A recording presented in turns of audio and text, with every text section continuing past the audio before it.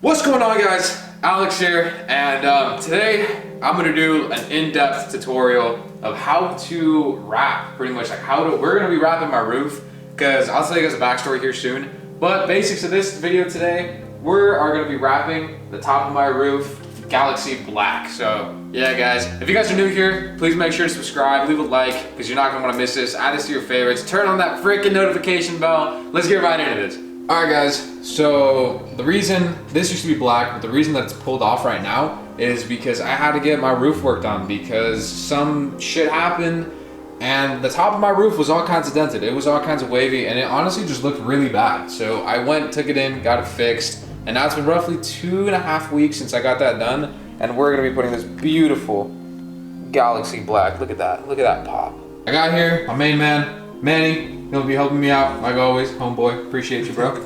But yeah, guys, I got this Galaxy Black from Monster Graphics, actually. The same people that wrap my front bumper and my rear bumper. If you guys need anything, any wrap done, and you're in the Ellensburg, Yakima area right around here, they'll do it for you. They got decent prices. So yeah, I made another video about wrapping it, but I'll put the information right down in the description. So you know what, let's get right into this. So the main principles of when you're wrapping, you gotta make sure that this is clean and stripped of any kind of wax, anything at all. So what we're gonna do, and what we saw that worked really well, was we did soapy water, like dish soap, and then like just normal water, because dish soap strips away any kind of grease or anything, so that'll be super good for this. And then also, you don't wanna have all these dirty little marks, like you can't really see super well. There's a bunch of dirt and debris that gets on here. So we're gonna do that first. We're gonna clean this up really quick with some soapy water, and then I'll tell you guys what the next step is. All right, brother guys, so after you wipe it down with the soapy water, what you're gonna wanna do is, Manny, you wanna hold up that clay bar real quick? Yeah.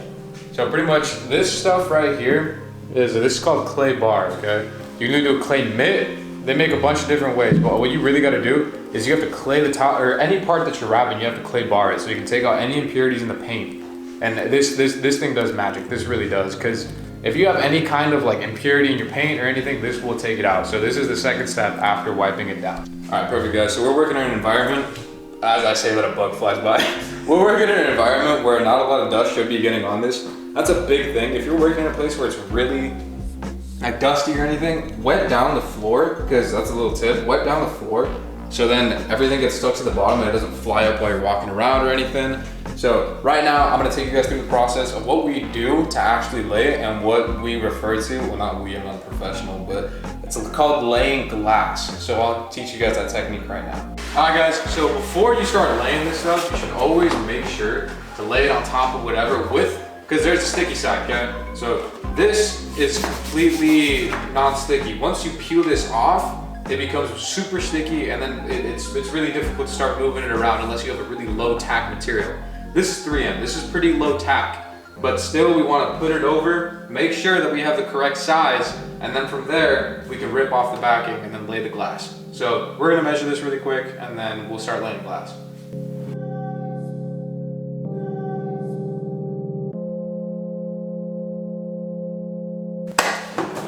Little break point right here.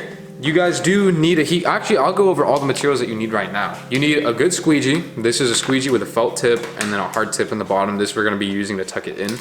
What you also need is definitely a good razor blade or something really sharp that you can cut with and make straight lines. If you cut jaggedy, it's okay, but it's a lot easier if you cut straight.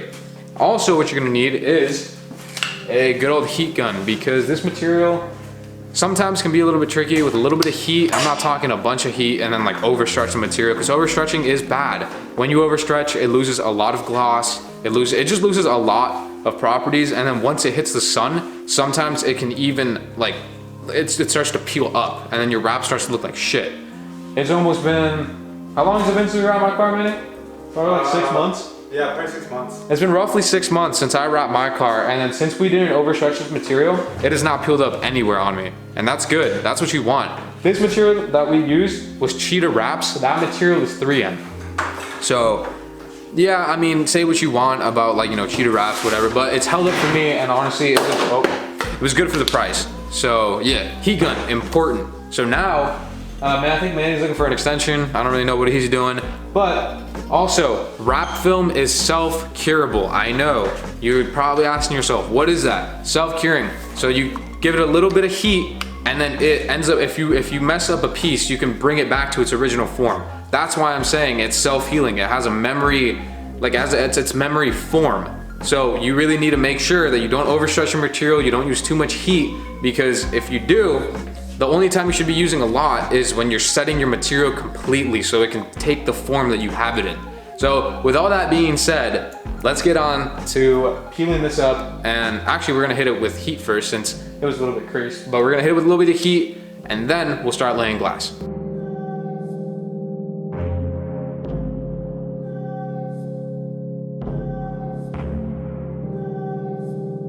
So what we're doing here is as you can tell, I'm constantly keeping that heat gun moving, so is Manny here. You don't want to put a bunch of heat in one spot for super long because the material it reacts really well to heat. So when you do that, and we're also gonna let this sit right now, because if you start to pull it while it's still hot, you're gonna get that overstretching that I'm talking about. And if you stretch a material over 10%, it loses the gloss finish. Sometimes it becomes discolored, so you really gotta be careful and really be paying attention to all these things. All right, so what we're gonna do now is we're gonna peel back this material that I'm telling you about. So me and Manny have done this a few times. So if you have a friend, make sure that you do it with them, because it makes your life 100 times easier if you have a friend and you're not doing this by yourself. Because if you're doing it by yourself, it's definitely possible, but it is a pain in the ass. So let's do this, bro.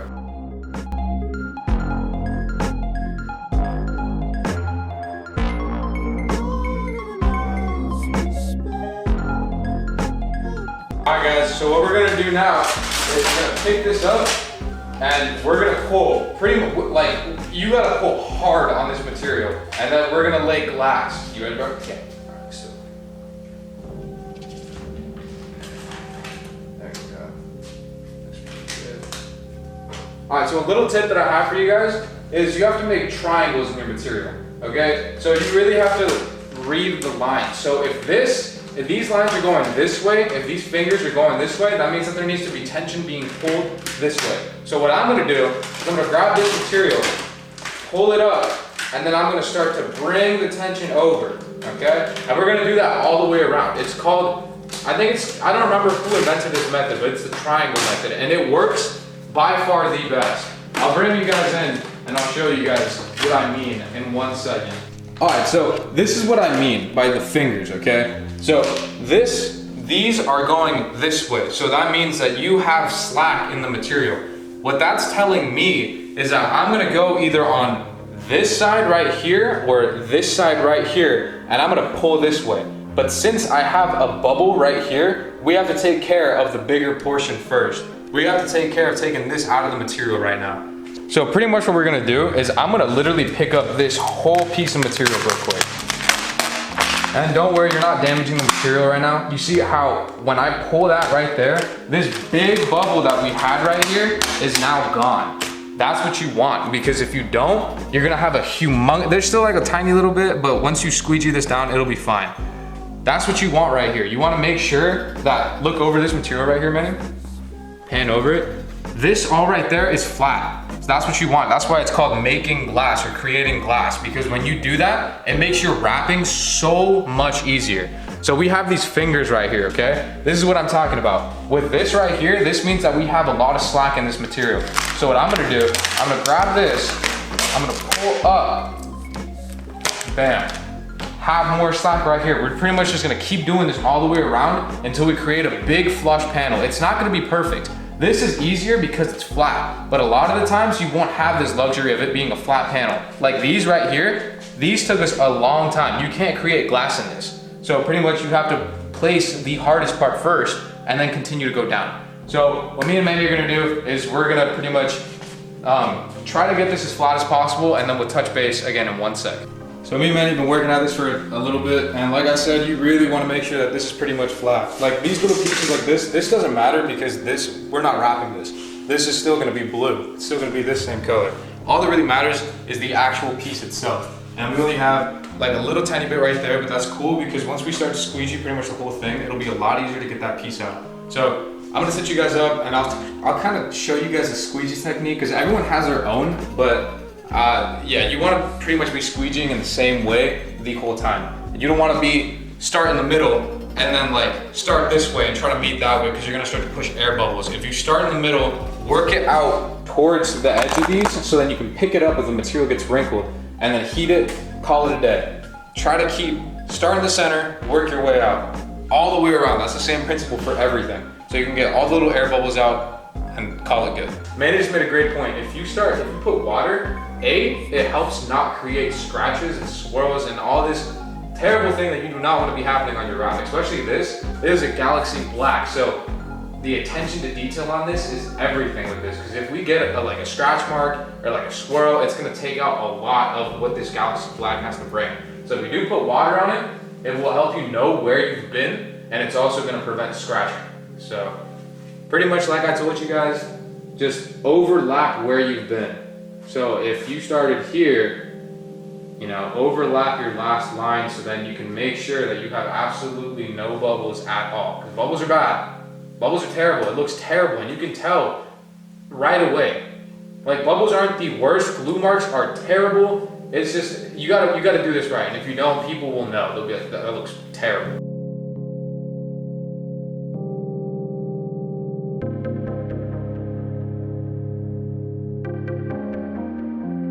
Like I said, guys, me and Manny have done this a few times. We wrap my whole car. So it's like, this is really easy for us, but it's like, when it's your first time, it's gonna take you time. The first time we laid a whole piece of vinyl, like we started with my black roof. That was our first piece me and Manny both ever had to like lay. So that one took us what, 3 hours to do? Yeah, 3 hours. It took us like 3 hours. If I wasn't filming this, I think we'd be done by now.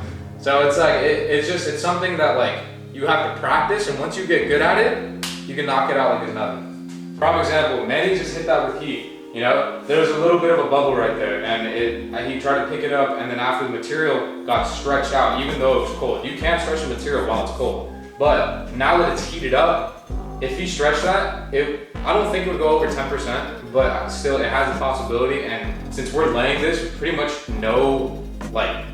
we haven't used heat on any of it. So if one piece is like that and then the other piece is kind of stretched, honestly, I don't know. I'm just kind of talking out right now, but I think it would look a little bit different. So we're letting that cool down. So we have no stretch, maybe like 2 to 3% just with a cold stretch. And then we're gonna lay that all the way through. So yeah, we just laid that whole panel. As you can tell, I'll bring you guys in close right here. We laid the whole thing really without using any heat at all. Some people will tell you heat your material, it makes it a lot easier. No, don't heat your material. Please don't, because then if you do, you overstretch, it's not gonna be a good day. But this in the sunlight is gonna look crazy. Look at this. Look at that flake. That's my whole thing. So this is gonna be dope. So now what you have to do at this point, give it a second, look over your work and be honest, because this is your car, you know? So it's like, if something's not good, fix it. Take the time, make the attention to detail. Every car is gonna be different on how to tilt or how to tuck these. We have some roof rails right here that we're just gonna cut. And then what we did last time is we tucked it back here behind the glass and then tucked it back here in one of these seals, and it seemed to look really good. So we're probably gonna do the same thing this time. But like I said, every car is gonna be different with this process. My car, that's the way that I'm tucking it. If you don't like the way that I tuck my material, then you can tuck it a different way. That's the beauty of cars. Wrapping, everything is your own style. But yeah, guys, we're gonna start trimming now. You wanna leave right around, I wanna say like 1 inch of an overhang on each of these seams. So then the reason you don't just cut on it is because you can see it afterwards. So you have to be able to tuck it under and then be able to really tuck it in so you can leave a clean, perfect finish. So we're gonna do that right now.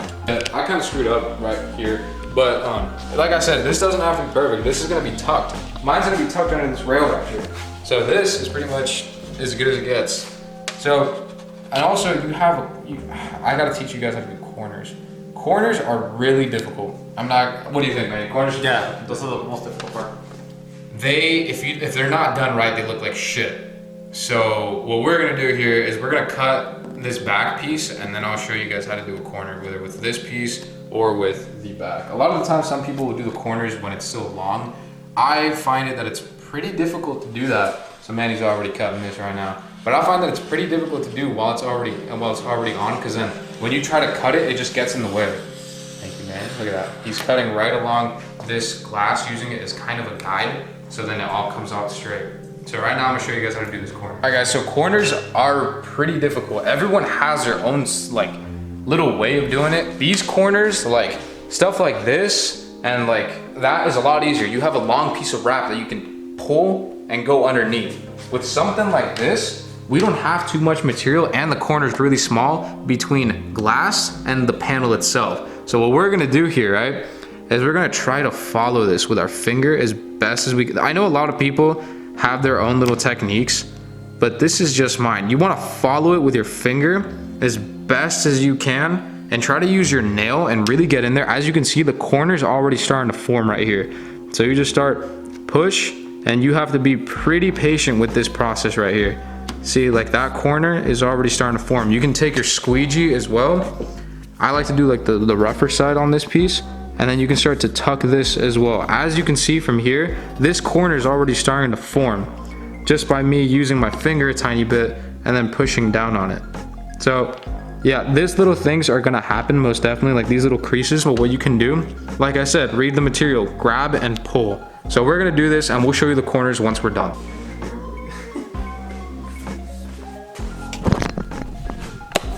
All right guys, so this is a really difficult part, at least in my car.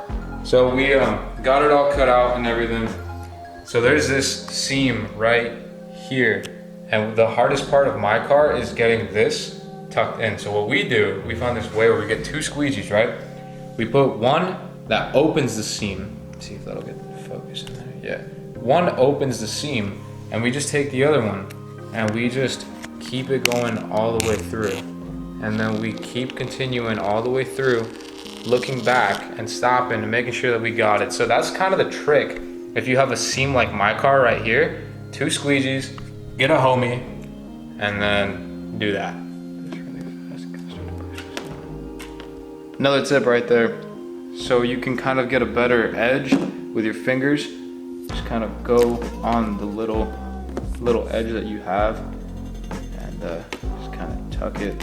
Well, not tuck it, but kind of make the edge with your finger as you go. And that makes it a lot easier because you already have an edge to follow and the wrap's already laid there. There it is.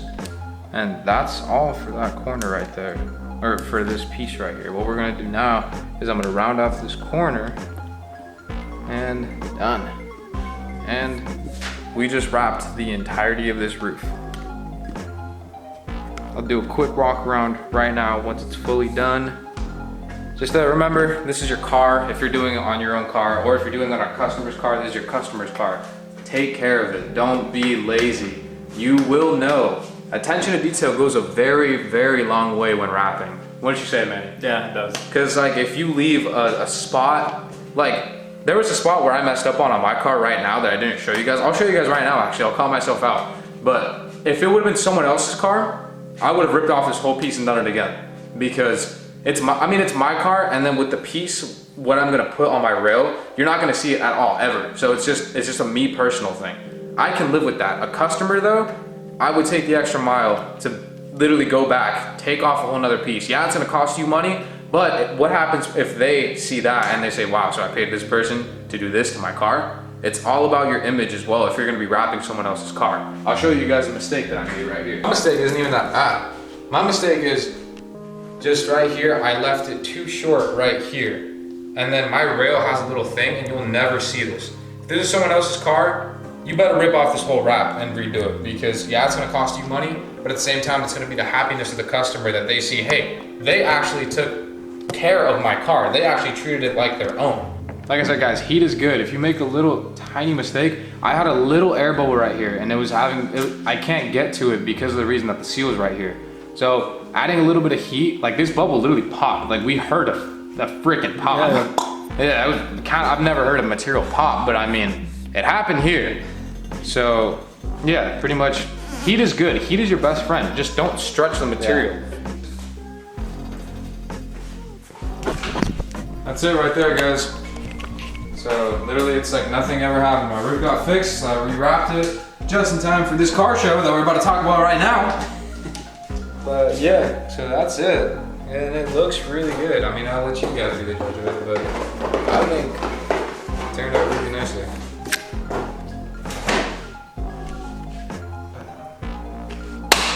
So guys, me and Manny are gonna be this weekend, Saturday, in Monroe, Washington.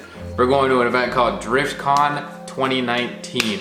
So if you guys are gonna be there, please come down. It'd be super dope. I don't know if I have like any like fans up there because I'm like a small channel. But even my homies from Ellensburg, I'm telling you guys right now, there is an event going down in Monroe, Washington, where me and Manny are already accepted into their like actual judging car show. So it's like 75 cars get in, like right next to the track where everyone's drifting, and there's like, yeah, it's gonna be super dope. So this is actually like the first like car show. Actually, both of our first car shows. This is like our first both car shows that we have actually been where our cars are getting like judged. We're not like in VIP parking. We are actually like in the like show itself of getting judged of like the build pretty much, where we can actually like win stuff and stuff. So I mean, if anyone wants to come down, Monroe, Washington, it's this Saturday going down. There's a lot of drifting, gonna be a bunch of food, a bunch of vendors. It's gonna be dope.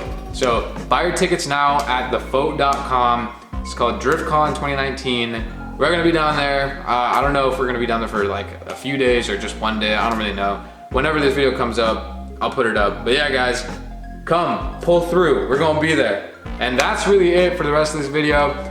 Got nothing else to say. You got something to say, Manny? Yeah, if you're there and want to say hi to us, come say hi to us. Don't be shy. Don't be shy, guys. We're friendly. But yeah, I'll link Manny, always a big help. I'll link, Manny, you gotta start a YouTube channel, bro. Yeah, I gotta start soon. Hopefully he starts a YouTube channel. I'll tag his YouTube right up, either here or here, I don't really know. His Instagram gonna be in the bio or the description of this video. So yeah, guys, follow my boy Manny. Always a bomb help, always a homie, bro. Appreciate him. But yeah, guys, we're gonna end this video right here. I hope you guys enjoyed. I hope you guys learned something. If you guys did, make sure to leave a comment, subscribe, hit that like button. It really goes a long way. You guys really have no idea. Like, the more likes, the more comments, the more that YouTube like favors your video. And you know, I love making these. So yeah, guys, until next time, Manny, anything to say? That's it. That's it. We out. Peace. Peace.